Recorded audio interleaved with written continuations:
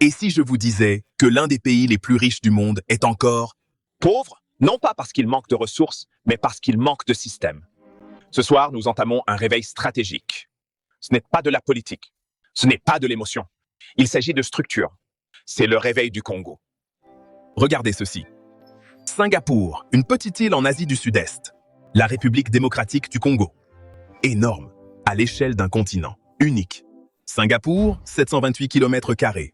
Congo, plus de 2,3 millions de km². L'un est petit, l'autre est géant. Mais voici la vérité. La taille ne fait pas le succès. Ce sont les systèmes qui le font. Dans les années 1960, Singapour n'était pas une puissance mondiale. C'était pauvre, surpeuplé, avec des maisons en bois délabrées, des rues boueuses. Aucune richesse naturelle, pas de mines d'or, pas de réserve de cobalt. Juste des gens. Et une décision. Aujourd'hui, Singapour fait partie des économies les plus avancées du monde. Ville propre, monnaie forte.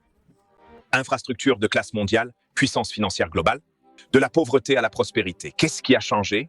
Ni la géographie, ni la chance. Le leadership, la discipline. Notre étude de cas aujourd'hui examine comment de solides institutions, fondées sur la méritocratie et des mesures anti-corruption. Singapour a pris une décision radicale, une planification à long terme plutôt que la politique à court terme. Le mérite avant le favoritisme. Tolérance zéro envers la corruption. Regardez maintenant le Congo. Le cobalt alimente les batteries du monde entier. Le cuivre, essentiel aux infrastructures mondiales. L'or, une richesse intemporelle.